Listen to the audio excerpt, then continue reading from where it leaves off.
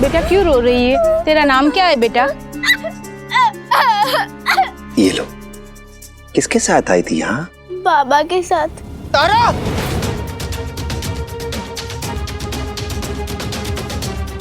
सत्यानाश!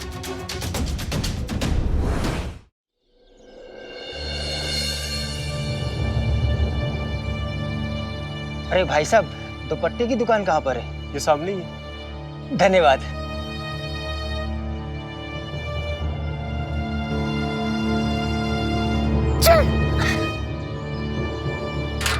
भाई साहब, मेरी बेटी के कपड़ों से मिलता जुलता कोई दुपट्टा दिखाइए।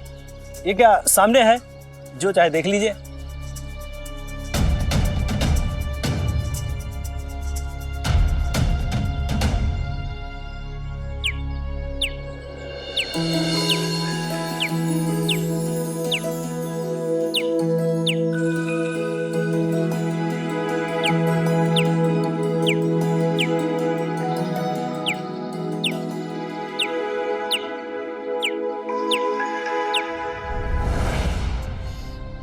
भाई साहब, कुछ और दिखाइए ना।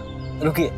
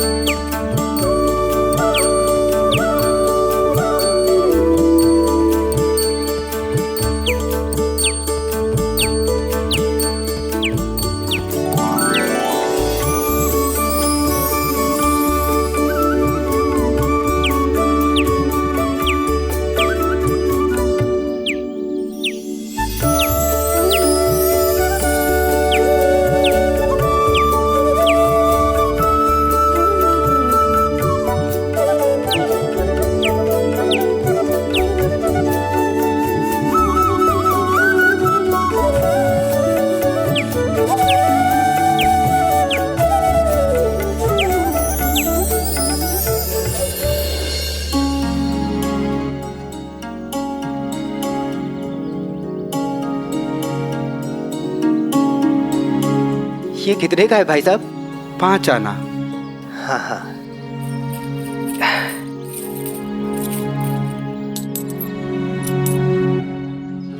ये लीजिए। धन्यवाद। तारा देखो, दुपट्टा मिल। तारा, तारा, तारा! भाई साहब, आपने मेरी बेटी को देखा? यहाँ पर खड़ी हुई थी। तारा! तारा! तारा! तारा! अहमदनगर में अंग्रेज अपनी सेना के लिए छावनी बनवा रहे हैं। सुना है कि उन्हें थोक व्यापारी की जरूरत है जो उन्हें सब्जियां पहुंचा सके। तुम लोग वहां जाकर किसी बड़े अधिकारी से मिल लो, शायद तुम्हें काम मिल जाए और मुनाफा भी अच्छा है।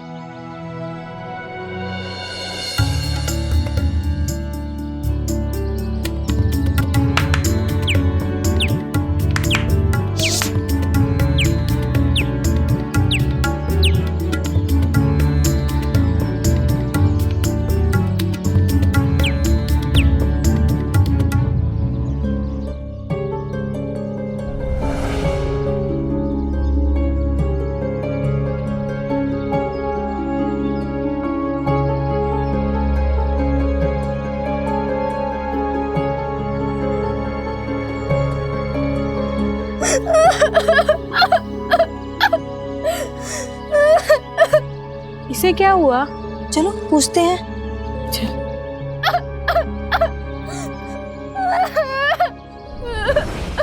बेटा क्यों रो रही है?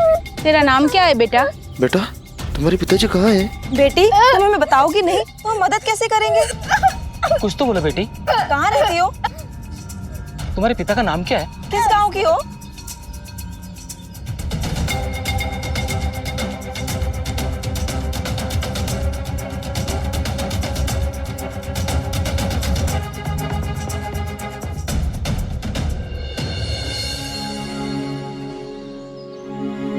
तात्या, मुझे लगता है ये व्यापार हमारे लिए सबसे सही रहेगा।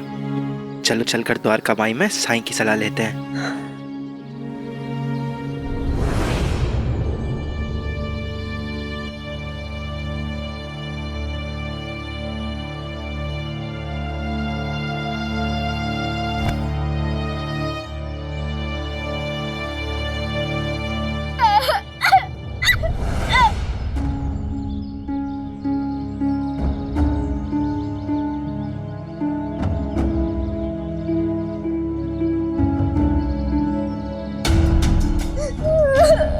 क्या हुआ?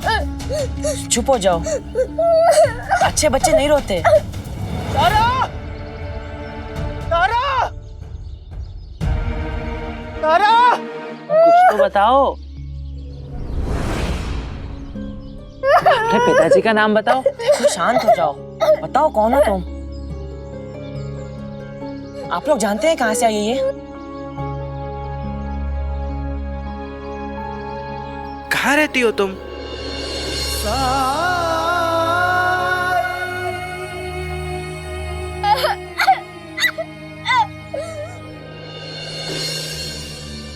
शांत हो जाओ।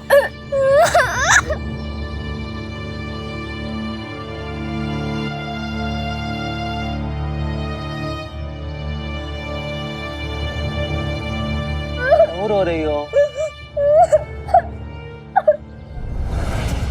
अच्छा हुआ साई आप आ गए। ये बच्ची कब से रोई जा रही है, नहीं अपना नाम बता रही है, नहीं घर का पता। मुझे तो लगता है ये अपने परिवार से बिछड़ गई है, पर ये कुछ बताए तब तो पता चलेगा।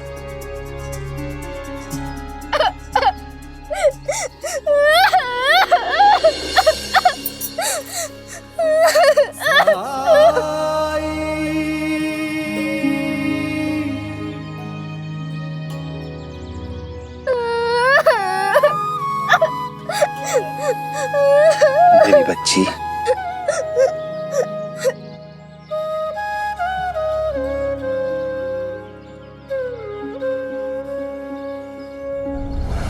तारा! तारा! तारा! क्या हुआ भाई, बहुत परेशान लग रहे हो। भाई साहब, आपने मेरी बेटी को देखा है? अभी थोड़ी देर पहले तक तो मेरे साथ ही थी, पता नहीं कहाँ चली गई है वो। दिखने में कैसे है वो? कुछ होलिया बताएंगे तो ही हम बता पाएंगे। अगर आप उसे देख लेंगे ना तो भूल नहीं सकेंगे। वो इतनी प्यारी दिखती है जैसे परियों के देश से आई हो। उसका रंग दूध की तरह गोरा है और हिरनी जैसी इसकी चंचल आंखें हैं। और बाल उसके काले घने मेघ की तरह लंबे हैं। वो ऐसे कपड़े पहने हैं जिसके लोग ख्वाब देखते हैं। मैं उसके लिए बॉम्बे से लेकर आया था।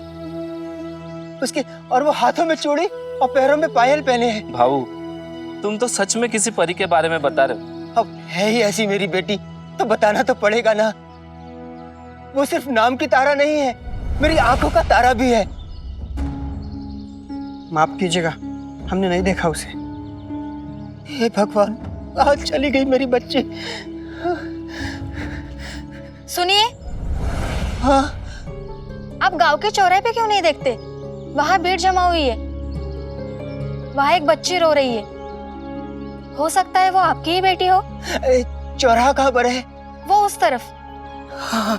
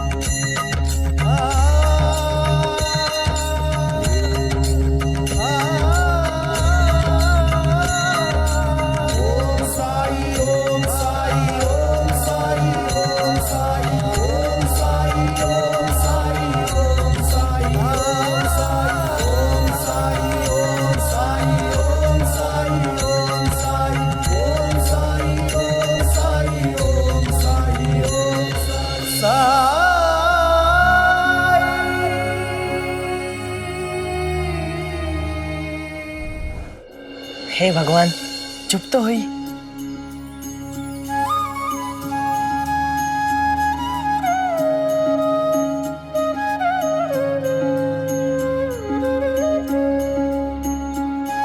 ये लो।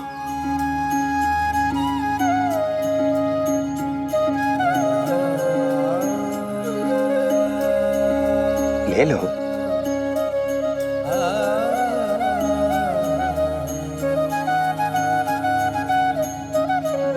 खाओ।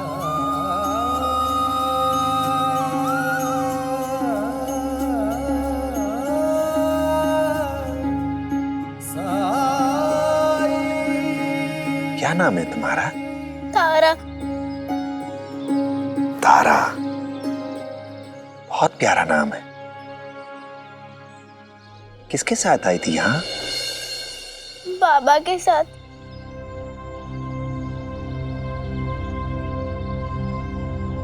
तारा!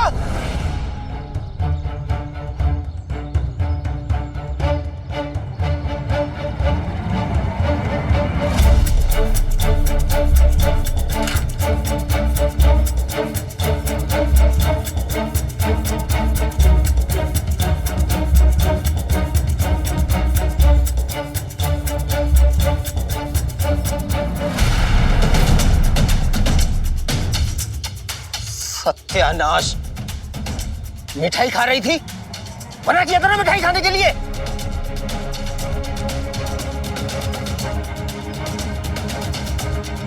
दांत सड़ जाएंगे,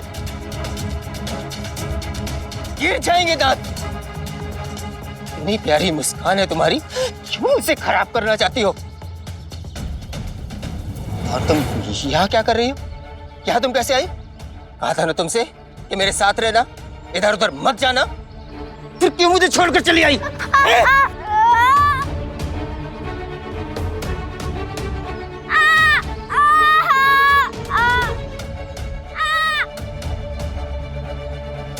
रुकिए। तारा पहले से ही डरी हुई है और आप उसे सजा दे रहे हैं। छोड़िए, कान छोड़िए उसका। बेटी है मेरी, आपको क्या तकलीफ हो रही है? और जिसे आप इसकी सजा मान रहे हैं, उसमें मैं इसकी भलाई समझता हूं। इसके भले के लिए कर रहा हूं मैं। मैं चाहता हूं कि मेरी बेटी जीवन भर अपने पिता की आज्ञा का पालन करे, उल्लंघन नहीं। और क्या जानते हैं आप इसके बारे में, जो आप इतनी हमदर्दी दिखा रहे हैं? आपको पता है ये कितनी नाजुक है? बात बात पर तो ये बीमार पड़ जाती है। देखभाल तो हमें करनी पड़ती है ना। ये मेरी जिम्मेदारी है। अगर आप इसे अपनी जिम्मेदारी समझते तो आपकी प्यारी बेटी खोती नहीं। गलती आपने की है और दंड तारा को देना चाहते हैं आप।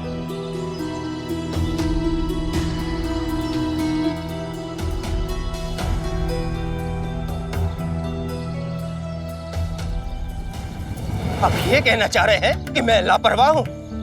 मैं इसका ध्यान नहीं रखता हूं? फूल की तरह रखता हूं मैं मेरी बेटी को। देखिए इसे, इसके कपड़े देखिए, इसका श्रृंगार, इसके ये जेवर, इसके जूते देखिए आप। क्या कमी दिखाई देती है इसमें तुम्हें? रोज सुबह उठकर मैं इसके लिए उपटन तैयार करता हूं। हर वक्त इसे घर में रखता हूं ताकि मौसम का इस पर प्रभाव ना पड़े।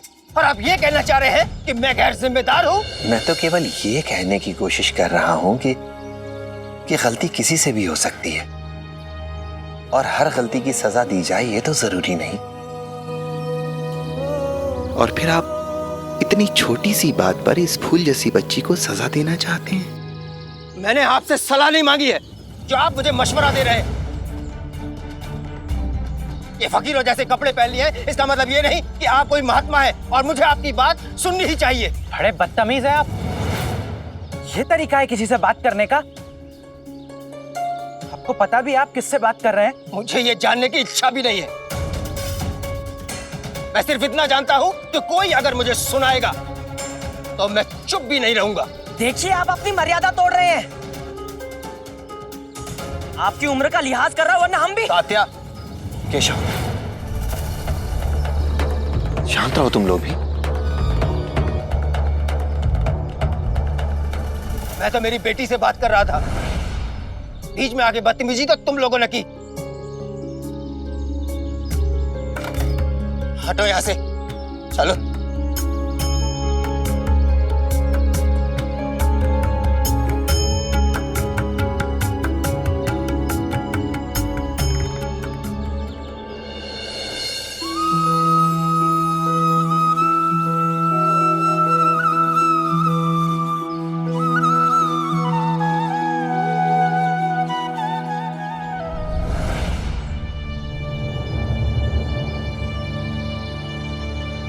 ओहो, रोना बंद करो बेटा। अरे ये देखो, है ना सुंदर? ये तुम्हारे कपड़ों से बिल्कुल मेल भी खा रहा है।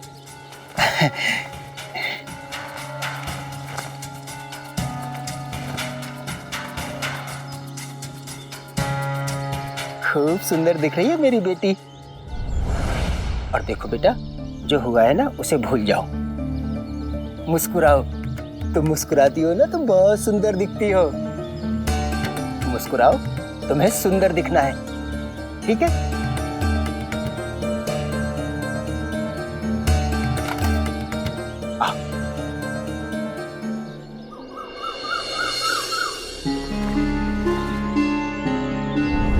मेरी परी तो भी छोटी है। तो क्या शादी के 2 दिन पहले से चूल्हा चौकी सिखाओगी? आजकल के लड़के गोरी चिट्टी लड़की से शादी करना चाहते हैं और परी का रंग सांवला है, इसलिए उसका घूमना फिरना थोड़ा कम करो।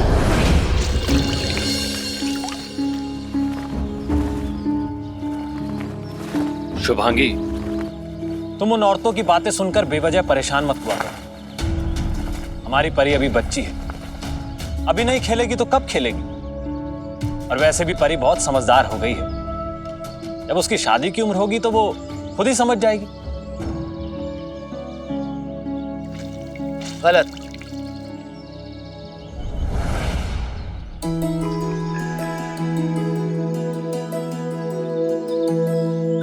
लड़कियों का जन्म हुआ नहीं कि उन्हें सिखाना शुरू कर देना चाहिए। अरे विश्वास राव, तुम? दादा, खुश रहो। आप लोग अचानक? खुश रहो बेटा, खुश रहो। अरे अरे, मेरी प्यारी बेटी बिल्कुल गुड़िया लग रही है, जैसे कि कोई राजकुमारी हो, किसी की नजर ना लगे तुझे। दादा, आप बैठिए। थारा, तुम भी बैठो, मैं कुछ खाने के लिए लेके आती हूँ। अत्या, मैं भी आऊँ आपकी मदद करने? दादा, जितनी प्यारी है ना उतनी समझदार भी है। खूब अच्छे संस्कार दिए मेरे दादा ने। आइए आइए, बैठिए। वो सब छोड़िए विश्वास, ये बताइए कि अचानक कैसे आना हुआ? ना कोई चिट्ठी, ना कोई संदेश? हाँ दादा, और वहिनी को क्यों नहीं लाए? हमारी बहनी की वजह से ही तो जल्दी जल्दी में आना पड़ा। उसके रिश्तेदार के घर पर शादी है और हमें वहां जाना है, इसीलिए तारा को तुम्हारे घर छोड़ने के लिए आ गया, क्योंकि शिरडी तो हमारे गांव से पास में ही है। क्यों? तारा को शादी में क्यों नहीं ले जा रहे हो? नजदीक होता तो ले भी जाता, शादी बॉम्बे में है। और तुम तो जानती हो शुभांगी कि तारा को लेकर यात्रा नहीं की जा सकती। घर से बाहर निकलते ही इसकी तबीयत खराब होने लगती है। और वैसे भी तारा को घर के अंदर रहना ज्यादा पसंद है। और एक मेरी बेटी है जिसके कदम घर पे टिकते ही नहीं। लेकिन परी है कहाँ? मैं यहाँ हूँ।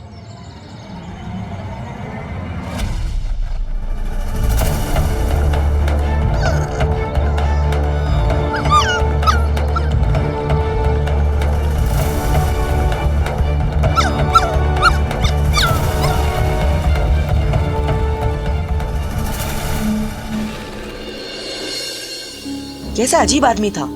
उसकी खुद की बेटी है तारा, लेकिन उसके कपड़ों की, उसके जेवरों के गुणगान तो ऐसे कर रहा था जैसे मानो उसकी बेटी नहीं, कोई दिखावे की चीज हो। हाँ तात्या, कुछ माँ बाप होते हैं ऐसे। एक आध को तो मैं खुद जानता हूँ।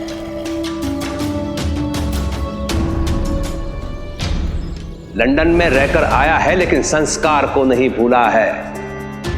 आज भी धार्मिक ग्रंथों का इसे ज्ञान है, उनके श्लोक याद है। बेटा केशव, इन्हें सुनाओ वो। प्रसन्न वदनम ध्यायेत सर्वविघ्नोपशान्तये। मुझे उस बच्ची की बहुत चिंता हो रही है। कितनी घुटन होती है जब अपना ही पिता अपने बच्चों के साथ ऐसा व्यवहार करता है तो। जैसे बच्चे उसकी हाथ की कठपुतली हो, अपना कोई अस्तित्व ही नहीं हो बच्चों का जैसे। अपने अरमानों का, अपनी आधी अधूरी इच्छाओं का, अपनी महत्वाकांक्षाओं को पूरी करने का साधन समझते हैं। और जब बच्चे उनकी उम्मीदों पर खरे नहीं उतरते तो वो उनको ये एहसास दिलाते हैं कि वो नालायक हैं, निकम्मे हैं। पिताजी की इसी आदत की वजह से मुझे तात्या के साथ कारोबार करने पे सोचने के लिए मजबूर होना पड़ा। केशव, हर इंसान को अपना रास्ता खुद बनाना होता है, अपनी मंजिल खुद तलाश करनी होती है। वैसे तुम दोनों ने क्या सोचा है? कौन सा व्यवसाय करोगे?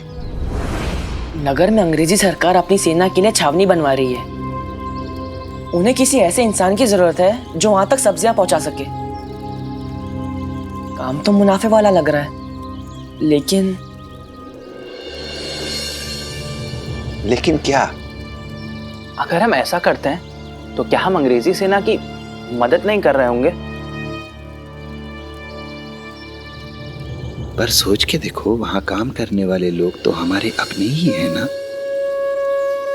फिर चाहे वो सेना में काम करने वाले सैनिक हों या बाकी लोग, सब अपने भाई बंधु ही तो हैं। मतलब आपके विचार से इसमें कोई बुराई नहीं है? अगर तुम सोचते हो कि खाना खिलाना केवल काम है तो गलत सोचते हो तुम। किसी को खाना खिलाना, किसी का पेट भरना बहुत पुण्य भी देता है। शुक्रिया साई, अब आपने कह दिया है तो हम यही करेंगे। हम जल्दी से नगर जाकर यह पता करेंगे कि छावनी में रसोई विभाग का काम किसके पास है। उससे मिलकर हम सौदा तय करेंगे। फिर हम खेतों में जाकर किसानों से थोक भाव में सब्जियां खरीदेंगे और छावनी में बेचेंगे। शुरुआत करने के लिए बस थोड़ी सी पूंजी की जरूरत होगी। शुक्र है मैंने कुछ पैसे बचा के रखे हैं।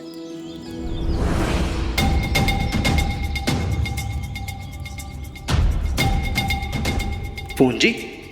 लेकिन मैं कहां से पैसे लाऊंगा? मेरा तो खुद के खाने पीने का भी कोई ठिकाना नहीं है। जब मंजिल पता हो तो रास्ता खुद ब खुद सामने आ जाएगा। श्रद्धा, सबूरी।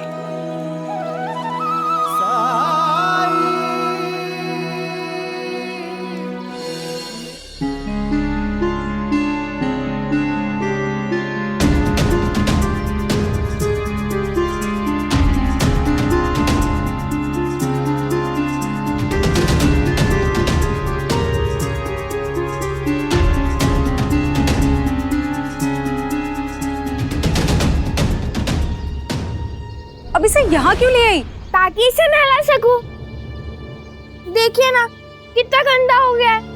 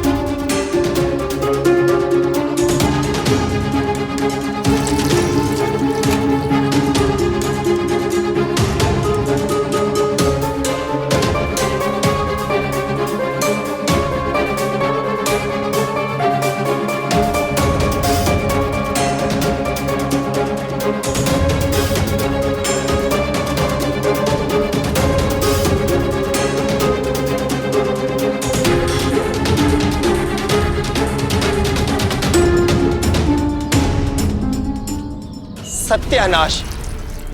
ये तुमने अपना क्या हाल बना रखा है?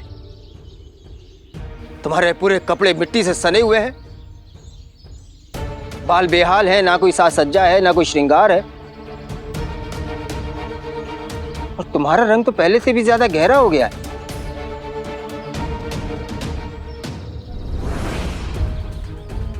शुभांगी, पिछली बार जब मैं आया था तो मैंने तुमसे कुछ कहा था, लेकिन लगता है तुमने मेरी बातों पर ध्यान देना जरूरी नहीं समझा। अभी समय है, परी का धूप में घर से बाहर निकलना बंद कर दो।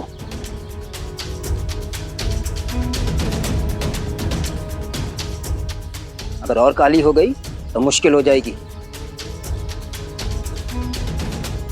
लड़की है ये। मामा जी, आप आते ही शुरू हो गए। जब भी आप आते हैं ना, आई को मुझ पर कोई ना कोई नया नियम लागू करने के लिए कहते हैं।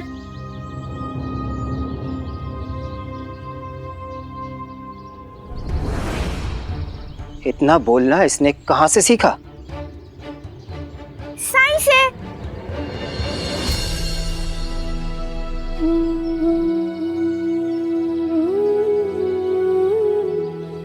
साईं कहते हैं कि संसार का अस्तित्व नारी से।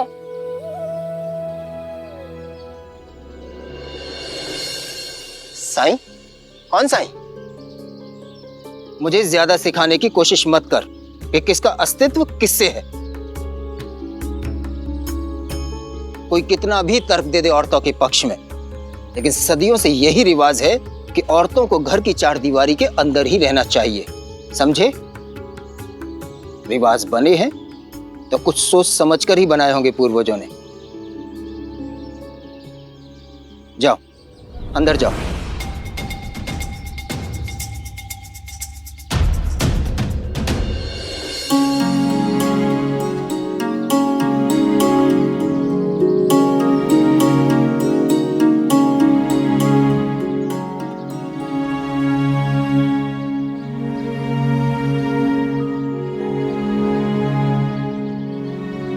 उद्धव, मामी जी, आप पूजा कर लीजिए, मैं उद्धव के साथ खेलता हूँ। ठीक है, चलो।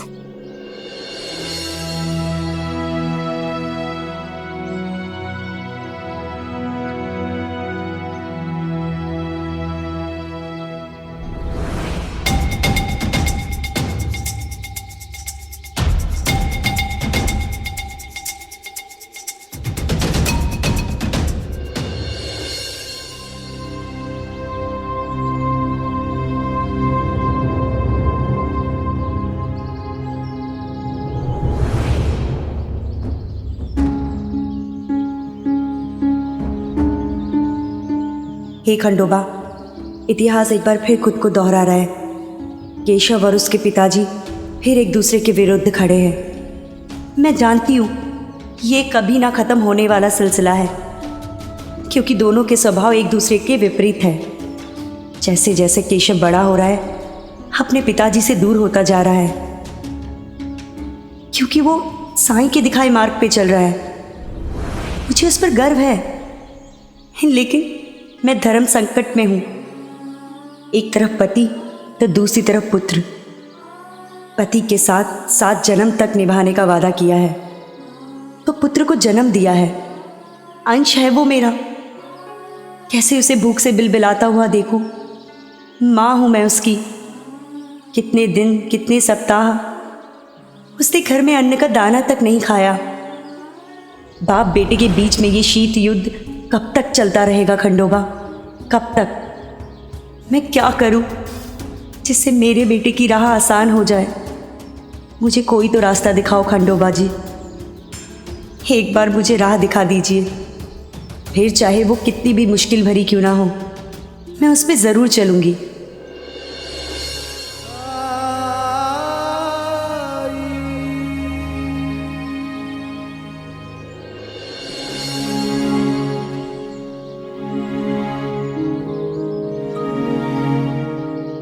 साई, हमारे साथ खेलिए ना, हम दो इसलिए मजा नहीं आ रहा है।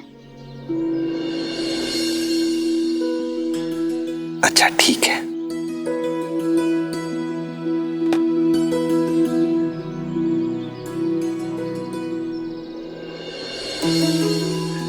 चिड़िया उड़, मैं ना उड़।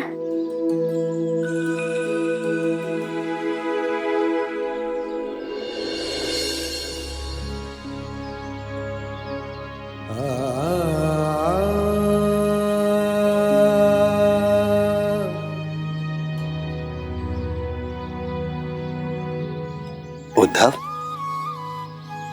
तुम्हारा कड़ा कहाँ है? कौन सा कड़ा साई?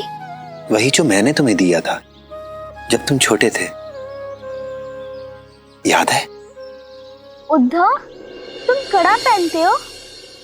बुद्धू, लड़कियों वाला नहीं, जानते हो पिताजी कहते हैं कि जब मैं छोटा था तब मैं बहुत शरारत करता था।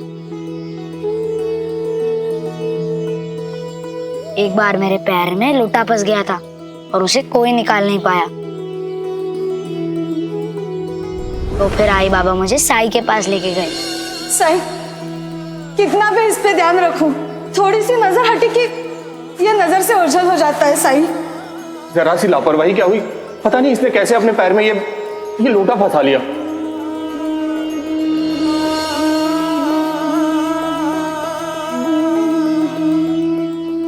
तो साई ने उसे पिघलाकर कड़ा बना दिया और मुझे पहनने को दिया।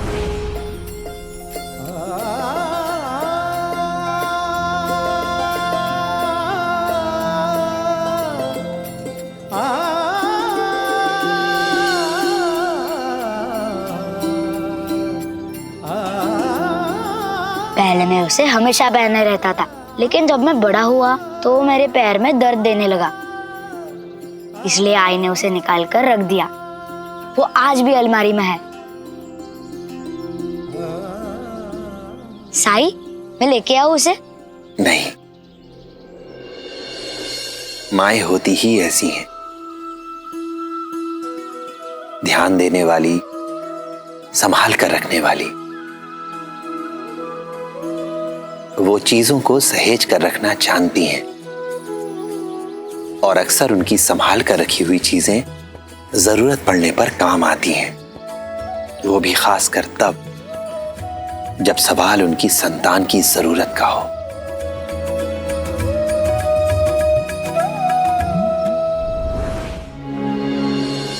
जब भी मैं किसी भी मुश्किल में पड़ी हूं, हमेशा साई ने मेरी मदद की है। क्या साई आज भी मुझे कोई संकेत दे रहे हैं?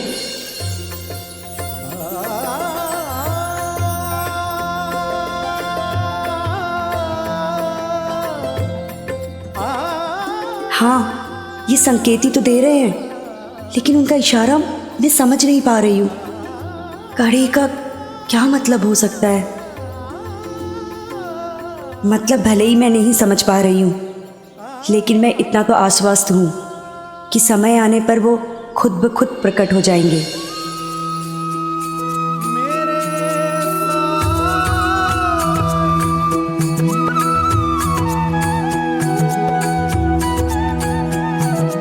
मामी जी, अब क्या सोच रही है?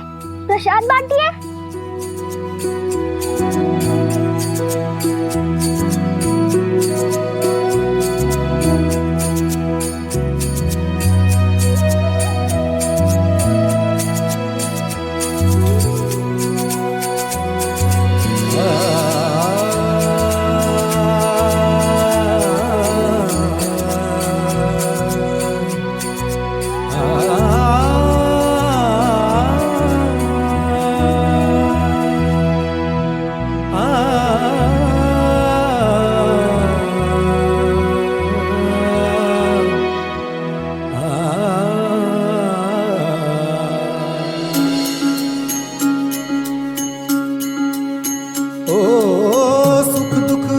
जाने हैं और साए, बाबुराए मनवा तेरा उलझ न जाए। मन में आशा के दीपक बुझने ना पाए, सुबह फिर से आए, राम जी भला करे। समझाए। ओम साई ओम साई ओम साई ओम साई ओम साई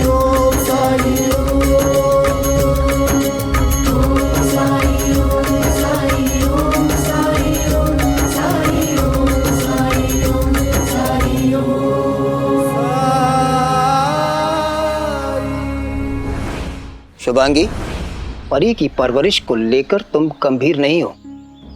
असर दिख रहा है तुम्हारा उस पर। तुम्हारी ही तरह लापरवाह है तुम्हारी बेटी, ना खुद का ध्यान रखती है ना बड़ों का, और लिहाज तो उसने सीखा ही नहीं है। बड़ों के साथ जुबान लड़ाती है तुम्हारी बेटी। हमारे समाज में औरतों को सिर्फ सुनने की आजादी है, बोलने की नहीं। लड़कियां अगर घर की चारदीवारी के अंदर रहें तो परिवार की इज्जत बनी रहती है। अनुशासन में रहना बहुत जरूरी है लड़कियों के लिए।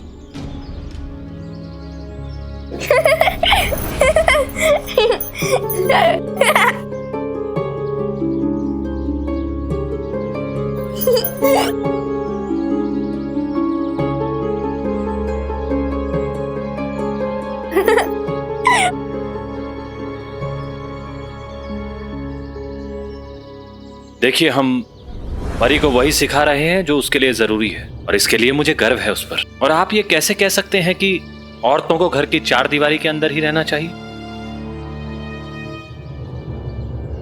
औरतें घर की देखभाल करती हैं, घर के अंदर के सभी काम करती हैं। ये बहुत जिम्मेदारी का काम है।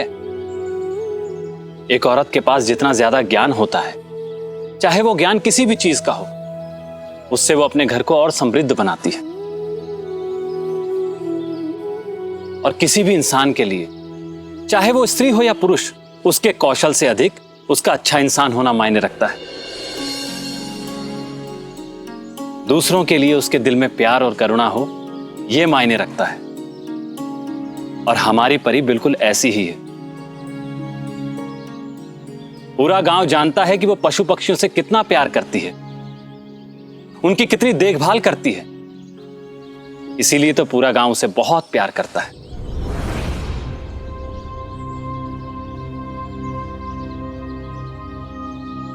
अच्छा, मैं खाना लगाती हूँ। शुभांगी वहीनी, बायजा अक्का ने आपको याद दिलाने के लिए कहा है कि कल मारुति मंदिर में हल्दी कुमकुम का समारोह है। हमने इस बार सोचा है कि सबके घरों में व्यक्तिगत रूप से जाने के बजाय हम सब मारुति मंदिर में इकट्ठा हो और वहीं पे हल्दी कुमकुम मनाया जाए। इससे समय भी बचेगा और हम औरतों को थोड़ी देर के लिए घर के कामों से फुर्सत भी मिल जाएगी। आखिर हमें भी तो कभी कभी घर की चार दीवारी से, घर के कामों से छुटकारा चाहिए होता है कि नहीं?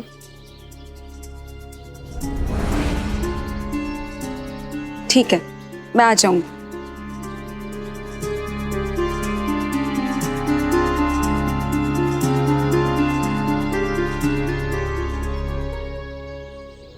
लगता है इस गांव के मर्दों की अक्ल घास चरने गई है, लेकिन मुझे इससे क्या। मुझे तो बस अपनी भांजी की फिक्र होनी चाहिए। मुझे ही कुछ करना पड़ेगा। चिनाई, मेरी बात कुछ नहीं सुनना है मुझे। चिनाई, एक बार सुनना तुम्हें होगा तात्या। मेरी नहीं सुननी है ना, तो चलो अब साईं की सुनो। चलो। वही तो कह रहा हूँ साईं। तात्या, क्या बात है भाईजामा? थोड़ी अकल दो इसे, समझाओ इसे साईं। पता है क्या कह रहा है? सब्जी का कारोबार करने जा रहा है। बोल रहा है कि नगर जाएगा, वहां जाकर अंग्रेजों की छावनी में सब्जी बेचेगा। मना किया है हमने इसे, पहले भी हमसे व्यापार के बारे में बात कर चुका है। लेकिन इसकी आजी ने, बाबा ने और मैंने सबने कहा कि हमें दूसरा व्यापार करने की जरूरत नहीं है। लेकिन आज अपने बाबा की गैरहाजिरी में कह रहा है कि इसने सब्जी का कारोबार करने का फैसला किया है। साईं, अब तुम ही समझाओ इसे कि ऐसा करना समझदारी नहीं है।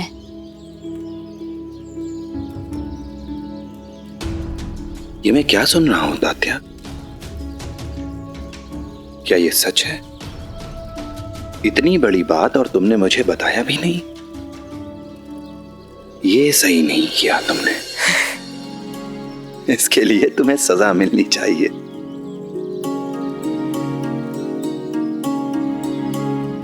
तुम दोनों मुस्कुरा क्यों रहे हो? हाँ,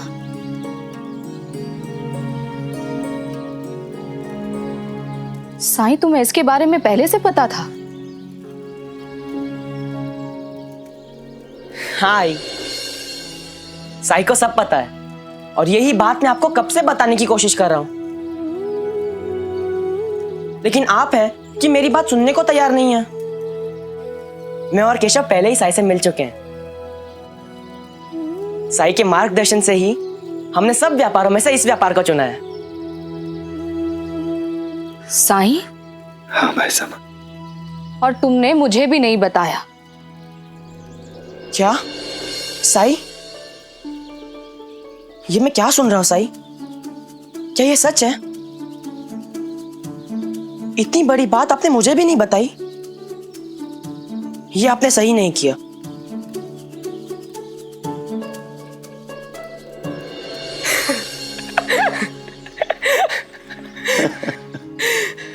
तुम दोनों बात को हंसी में उड़ाना बंद करो। कारोबार करना कोई मजाक नहीं होता है। क्या तुम दोनों में से किसी को भी व्यवसाय चलाना आता है, अनुभव है? नहीं ना। अच्छे अच्छे लोग डूब जाते हैं, बर्बाद हो जाते हैं। मैं कुछ कहूं भाई सामा?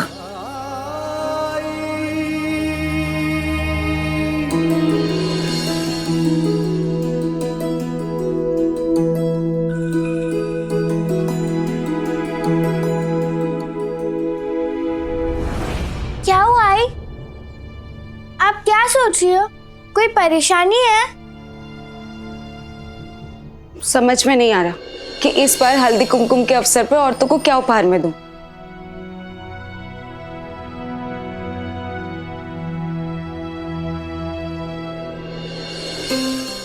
आई, आप मिट्टी से बने बर्तन उपहार में दे सकती हैं। मैं उन पर चित्र बना दूंगी।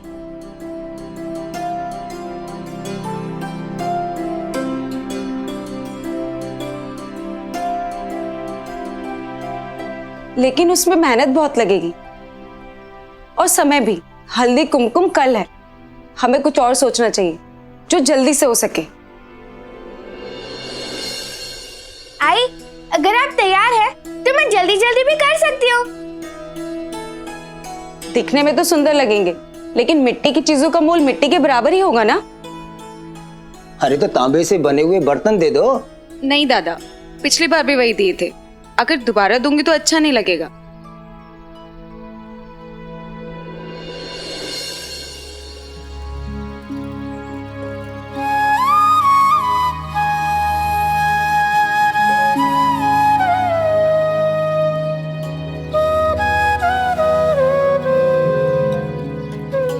तात्या, क्या तुम मेरे लिए ये कपड़ा धो सकते हो? क्यों नहीं साई?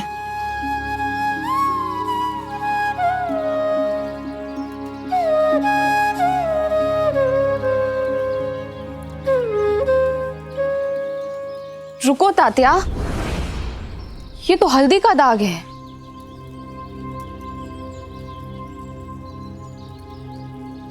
तो क्या हुआ? अभी धो देता हूँ। तात्या, अगर इसे सादे पानी से धोगे तो दाग लाल हो जाएगा। जिस हिस्से में दाग लगा है उसे दूध में डुबोकर रखना पड़ेगा, तभी ये निकलेगा। लेकिन इसे देखकर तो वो भी मुझे मुश्किल लग रहा है। साईं, अगर ये पुराना हो गया है तो इसे फेंक दो, मैं तुम्हारे लिए नया कुर्ता ले आऊंगी। भाई सामा, आपको कैसे पता चला कि अगर हल्दी के पीले दाग को सिर्फ सादे पानी से धोएंगे तो वो लाल हो जाएगा? अपनी गलती से सीखा है मैंने, तभी तो बता रही हूँ। ऐसे ही हर इंसान अपनी गलती से ही सीखता है, अनुभवों से आगे बढ़ता है। एक बेहतर इंसान बनता है अनुभवों से सीखकर। सोचिए, अगर हम गलतियों के डर से या फिर सफल ना होने के डर से प्रयास करना ही छोड़ दें तो क्या हम कुछ भी हासिल कर पाएंगे? चिंता तो होगी ना, माँ हूं। ठीक वैसे ही जैसे आजी माँ को होती थी, जब आप और अप्पा जी अपने पैसे खर्च करके दूसरे की मदद किया करते थे। अपने घर का आटा गीला करते थे आप।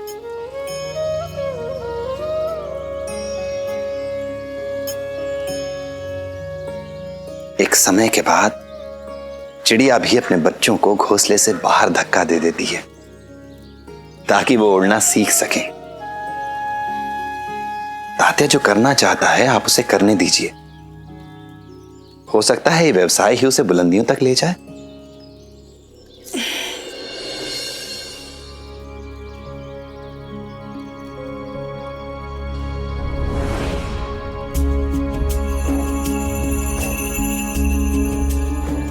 या फिर यह भी हो सकता है कि ये व्यवसाय तात्या को अर्श से फर्श पर ले आए।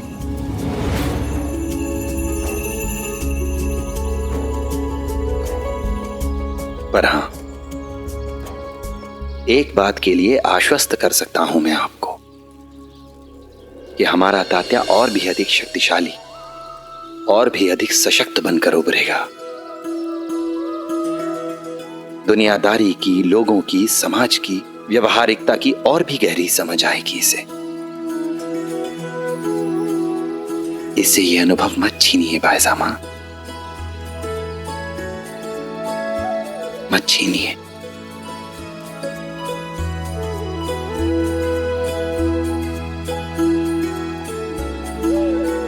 मैं तुम्हारे साथ हूं। लेकिन बाबा, उन्हें मैं समझा दूंगी। शुक्रिया आई।